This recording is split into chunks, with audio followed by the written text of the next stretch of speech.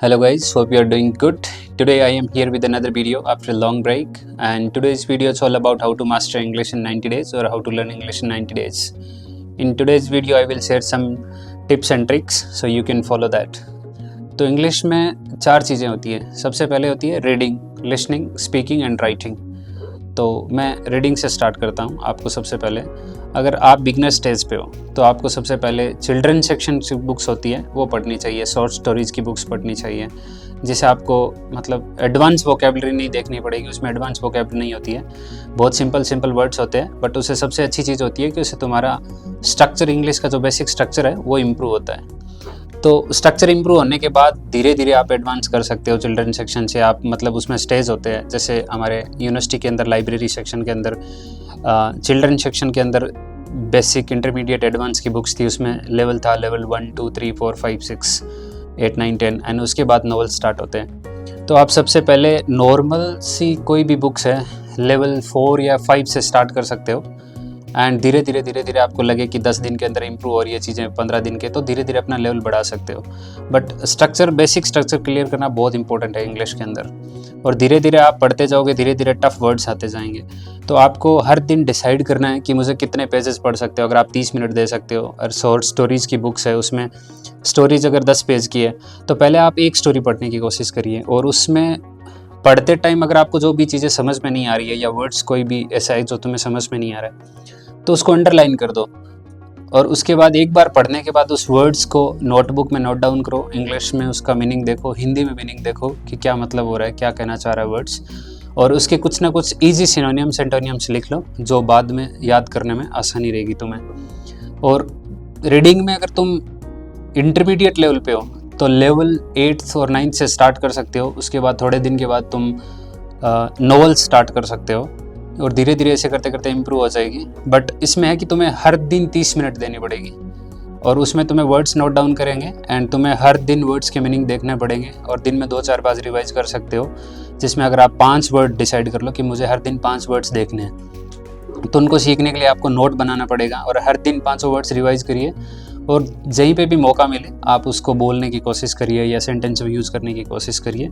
और advance level वाले हैं वो तो अपने आप नॉवल पढ़ सकते हैं, लिटरेचर की बुक्स पढ़ सकते हैं। एंड उसके बाद आता है राइटिंग के लिए आपको वही है, हर दिन अगर आप जो भी है सुबह से शाम जो भी एक्टिविटीज़ कर रहे हो, सुबह आप उठे, खाना खाए, सोए, दोस्त के पास गए, क्रिकेट खेलने गए, टीवी देखे, गाड़ी चलाई, जो भी आप दिन में जो भी एक्टिविटीज़ करते हो, तो शाम में उसको एटलीस्ट 10 या 15 सेंटेंसेस में लिखना स्टार्ट करो, जिससे आपको पता चलेगा कि ठीक है कहाँ पे कैसी चीज़ लिखनी है। धीरे धीरे आप सीखोगे, लेकिन सबसे इम्पोर्टेंट होता है हर दिन की एक्टिविटीज़ लिखना, जिसमें आप लोग डायरी लिखते हैं, तो वही दिन में क्या किया शाम को नोट डाउन करके सोते हैं। तो आप भी वैसे स्टार्ट करिए धीरे धीरे। उसके बाद जो भी आप चीज़ें पढ़ रहे हो, अगर शॉर्ट स्टोरीज पढ़ रहे हो या कोई न्यूज़पेपर का आर्टिकल आपने पढ़ा, तो उसमें जो भी चीज़ें आपको समझ में आई, अगर आप एक पेज की एक स्टोरी है या कुछ एक पेज का कुछ आर्टिकल्स हैं, अगर वो पढ़ रहे हो, तो बाद में उसको एटलीस्ट 5 लाइन में लिखने की कोशिश करो, जिससे तुम्हारी रीडिंग इम्प्रूव होगी। एंड जितने वर्ड्स आप सीख रहे हो, हर दिन वर्ड्स नोट डाउन कर रहे हो, तो आप जैसे राइटिंग में सबसे इम्पोर्टेंट होती है वर्ड्स, तो वर्ड्स आप जितने हर दिन कर रहे हो उनका एक नोटबुक बनाओ, जिसमें हर वर्ड्स का मीनिंग लिखो, सेंटेंस लिखो, और वर्ड्स का हिंदी में मीनिंग देखो, इंग्लिश में मीनिंग देखो। बहुत दोनों ज़रूरी होता है। वर्ड समझ में आना बहुत ज़रूरी है, चाहे इंग्लिश में आए चाहे हिंदी में आए, उसका मीनिंग जानना बहुत ज़रूरी है। आप वर्ड सीख जाओगे ना, उसके सिनोनिम्स लिखने सीख जाओगे, तो उसमें आप रीडिंग करोगे तो बहुत बार उस वर्ड्स के सिनोनिम्स आते हैं, तो उसे आप समझ जाओगे उस सेंटेंस का मतलब क्या होता है। तो वही राइटिंग में आप जैसे जितने भी 5 वर्ड सीख रहे हो हर दिन, तो उसको जितने तुम सुबह से शाम तक जो भी एक्टिविटीज़ कर रहे हो उसको नोट डाउन करो, शाम को डायरी बना के सो जाओ, और उसमें try to use these words. And तुमको जैसे जैसे समझ में आ रहा है उसको हर दिन अप्लाई करने की कोशिश करो, बोलने में अप्लाई करने की कोशिश करो।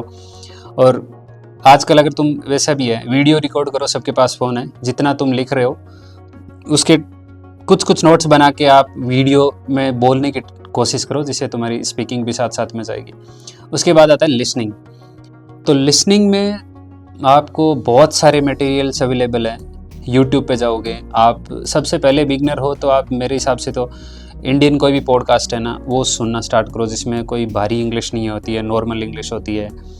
और धीरे धीरे आप इंडियन पॉडकास्ट सीखते सीखते अगर सुनते हो 15 दिन 20 दिन, अगर आपकी ऐसे लग रहा है कि हाँ कुछ सीख रहा हूँ और वर्ड्स भी समझ में आ रहे हैं, तो एक वीडियो को 10 मिनट का वीडियो है उसको बार बार सुनो, क्या कहना चाह रहा है। अगर नहीं समझ में आ रहा है तो दोबारा उसको सुनो, रिपीट करो, एंड उसमें कुछ वर्ड्स आ गए जो तुम्हें समझ में नहीं आ रहा है वो लिख लो। उसके बाद वही डिक्शनरी में जाके उसका मीनिंग देखो, गूगल पे टाइप करो हिंदी में मीनिंग क्या होता है, इंग्लिश में क्या होता है, दोनों देखनी बहुत ज़रूरी है।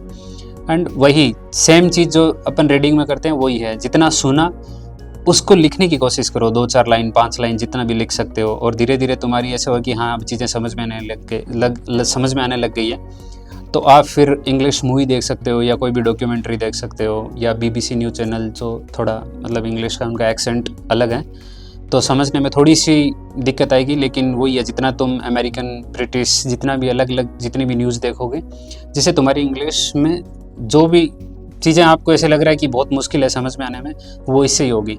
एंड उसके बाद आ सकते हो आप मूवीज़ पे, तो हर दिन ऐसे डिसाइड कर लो कि भाई वीक में 1 या 2 मूवीज़ देखेंगे, और ट्राई करो विदाउट सबटाइटल की, एंड उसके बाद सबटाइटल से भी देख सकते हो आप। तो उससे तुम्हारा लिसनिंग है वो सबसे अच्छा एक वे है जिसे आप इम्प्रूव कर सकते हो। एंड ऑडियो बुक्स, अगर आप काम कर रहे हो कहीं पे जा रहे हो तो कानों में लिसनिंग होना बहुत ज़रूरी है, तो आप ऑडियो बुक लगा के कोई भी ऐप से कुछ ऑडियो या कुछ भी गाने हैं तो इंग्लिश गाने भी सुन सकते हो जिसमें सबटाइटल के साथ देख लो, क्योंकि इंग्लिश गाने समझने में थोड़ी मुश्किल होती है लोगों को, मुझे भी हो रही है, तो उसमें आप वो कर सकते हो।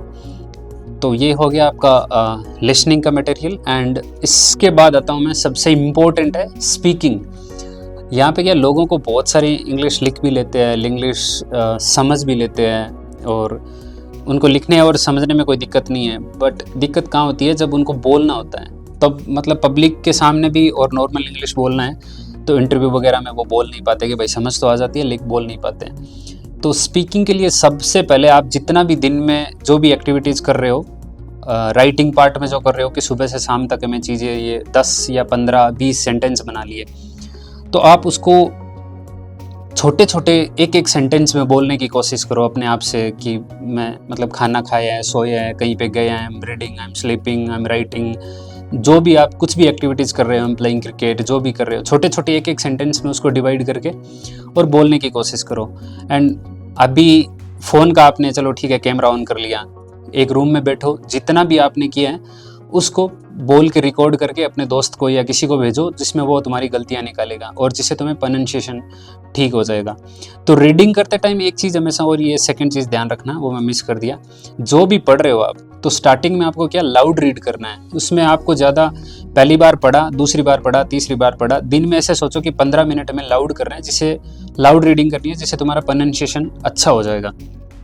तो वो सारी चीज़ें करोगे तो जिससे तुम्हें बोलने में भी आसानी रहेगी, चीज़ें वर्ड्स इजीली आप प्रोनाउंस कर पाओगे। एंड उसके लिए बस यही है एक ज़रिया है, फ़ोन में वीडियो रिकॉर्ड करो, या अगर फ़ोन नहीं चाह रहे हो तो मेक श्योर कि आप हर दिन 15 मिनट या 20 मिनट या 10 मिनट जितने भी हैं, कम से कम आप मिरर के सामने खड़े होकर उस चीज़ की प्रैक्टिस करोगे। जो भी लिखा है आपने, जो भी सुना है आपने, जो भी आपने पढ़ा, स्टोरी किसके बारे में थी कि ठीक है एक राजा था, कुछ भी था, एक गांव में रहता था, ऐसे जो भी पढ़ा है तो आप उसको मिरर के सामने खड़े होकर बोलने की कोशिश करिए। आप उसको अगर आप याद रख के बोल पा रहे हो या लिख के बोल पा रहे हो, कैसे भी है, तो आपको मिरर के सामने खड़े होकर प्रैक्टिस करने की कोशिश करो।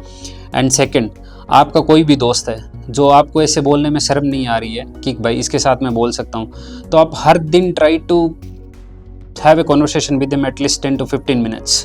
तो उससे आपका धीरे धीरे एक दूसरे बोलने की आदत हो जाएगी और एक जो शर्म है वो खुल जाएगी, क्योंकि बहुत सारे लोगों को पता है बोलना है लेकिन एक शर्म की वजह से कि क्या मिस्टेक्स करूँगा मैं, तो उसकी वजह से वो बोल नहीं पाएगा प्रॉपर तरीके से। तो यही होता है कि आप ऐसा माहौल ढूंढिए जहाँ पे थोड़े बहुत आपके दोस्त बने जिसे इंग्लिश बोलना है। तो यूनिवर्सिटीज़ में क्या होता है, बहुत तरीके के लोग होते हैं, तो यूनिवर्सिटी में बंदे इंग्लिश सीखने में थोड़ा कंफर्टेबल एंड ऐसा माहौल मिल जाता है जिसे बंदा आराम से सीख सकता है। तो यहाँ से आप इंग्लिश का एक धीरे धीरे माहौल क्रिएट करके और अपनी बेसिक से एडवांस तक इंग्लिश लेके जा सकते हो। पहले धीरे धीरे छोटे छोटे सेंटेंस बनाओ, फिर स्टोरी पढ़ के उसको स्टोरी को मिरर के सामने खड़े होकर नरेट करो। फिर मतलब जैसे जैसे आप पॉडकास्ट सुन रहे हो और या कुछ भी आपने दिन में सुने, तो उसमें से कम आप 10-20 सेंटेंस बुक्स में से इजी सेंटेंस लिख लो और उनको फिर जब भी किसी से बात करते हो तो उनको अप्लाई करने की कोशिश करो, जहाँ भी जिसके साथ भी कन्वर्सेशन हो रहा है उसके साथ उसमें अप्लाई करने की कोशिश करो। जो भी वर्ड्स आप दिन में सीख रहे हो, 5 वर्ड सीख रहे हो, तो उनको आप धीरे धीरे एक कन्वर्सेशन के अंदर लेके आओ। इसका मतलब ये होता है, तो जो सामने बंदा बात कर रहा है तुम्हारी इम्प्रूवमेंट देख के वो भी तुम्हें हेल्प करेगा कि इस वर्ड को ऐसे यूज़ करना है, इस वर्ड को ऐसे यूज़ करना है। और अगर ये आपने हर दिन 20-20, 30-30 मिनट चारों मॉड्यूल को दे दी, स्पीकिंग, लिसनिंग, राइटिंग, तो आपकी 90 दिन में आपकी इतनी अच्छी इंग्लिश हो सकती है कि आप इंटरव्यू वगैरह क्रैक कर सकते हो, कहीं पे भी कोई भी जॉब के लिए अप्लाई कर सकते हो। तो इसमें सबसे 4 ही चीज़ें होती है और इतनी एडवांस इंग्लिश चाहिए ही नहीं कहीं पे। तो ये है। बट लास्ट में मैं 2 चीज़ों पे और आपको सबसे इम्पोर्टेंट चीज़ें बताने वाला हूँ, ग्रामर एंड वोकैब। आपको अगर बोलने में भी तो ज़्यादा ठीक है, ग्रामेटिकली अपन ध्यान नहीं देते हैं, बट लिखने में अंदर, राइटिंग के अंदर अपने को वोकैब का बहुत एंड ग्रामर का बहुत सही से मतलब यूज़ होना बहुत ज़रूरी है। नहीं तो एक स्टैंडर्ड के बाद आपकी अगर वोकैब अच्छी नहीं है या आपका स्ट्रक्चर अच्छा नहीं है, अगर ग्रामेटिकली चीज़ें करेक्ट नहीं है, तो फिर वो राइटिंग में इंप्रूवमेंट नहीं आता है। तो ग्रामर आप हर दिन थोड़ा थोड़ा इनके साथ साथ अपना 20 मिनट 30 मिनट टाइम दीजिए। और ग्रामर में सबसे इंपॉर्टेंट चीज़ होती है टेंस। आप टेंस से स्टार्ट करिए और धीरे धीरे सारे मॉड्यूल आप क्लियर कर सकते हो। और 90 डेज़ के अंदर आपका ग्रामर एंड वोकैब अच्छी है तो राइटिंग आपकी ऑटोमेटिकली अच्छी हो जाएगी। और पॉडकास्ट सुनोगे तो उस आपकी लिसनिंग होगी, वही है इनपुट एंड आउटपुट। जितना सुनोगे उतना ही बोल पाओगे, जितना रीड करोगे उतना ही उसको अच्छे से यूटिलाइज कर पाओगे। तो आज के वीडियो में ये था। एंड अगला वीडियो बनाऊंगा मैं स्पीकिंग पे, स्पेशली स्पीकिंग पे। उसमें 4-5 चीज़ें अलग अलग से बताऊंगा, जिसे अपना स्पीकिंग बहुत इंपॉर्टेंट है। और हर जगह आपको इंटरव्यू वगैरह या हर जगह कहीं पे बजाते हो तो राइटिंग हर जगह ज़रूरी नहीं होती है, बट स्पीकिंग बहुत ज़रूरी होती है। तो वीडियो देखना, कमेंट्स करना एंड चैनल ज़रूर सब्सक्राइब कर देना। Thank you for watching my video. See you in next video.